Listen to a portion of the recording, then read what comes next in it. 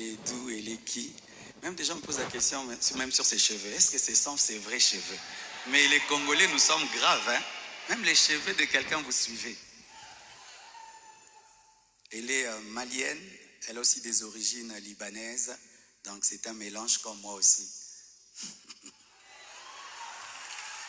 Alors j'ai quelque chose à vous dire. Alors pour ne pas aller de travers, j'ai préféré écrire afin d'être concis et d'être clair, parce que il est bon vraiment que je vous raconte comment on s'est rencontrés. Amen. Hein?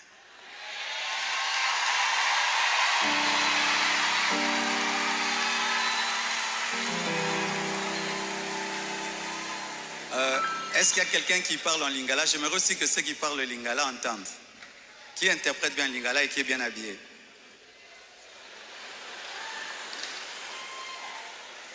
Ok, on va traduire pour ceux qui parlent en lingala un jour.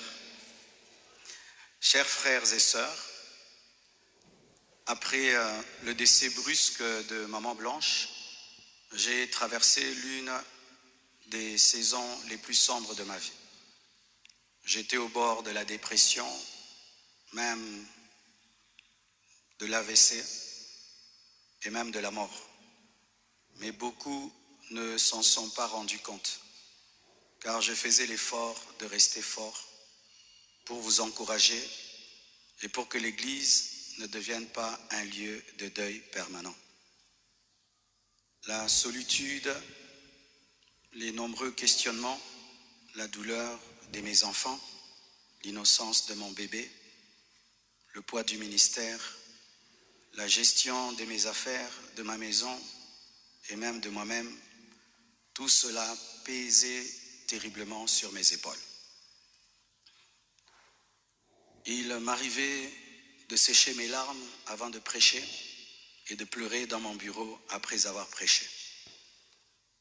Dans cette épreuve, le pasteur Ézéchiel Moulumba, un ami d'enfance et fils du même père spirituel, me parla un jour de sa fille Esther.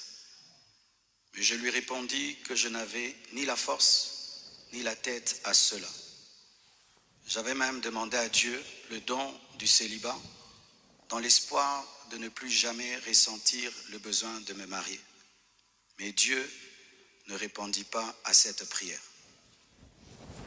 À plusieurs reprises, par l'intermédiaire des prophètes, des songes et des convictions personnelles, le Seigneur me fit comprendre qu'il voulait que je continue ma route et que je refasse ma vie avec quelqu'un d'autre, et qu'il était dangereux pour moi de rester longtemps dans le veuvage, car un plan maléfique se tramait contre ma vie, mon ministère, ma famille et l'Église.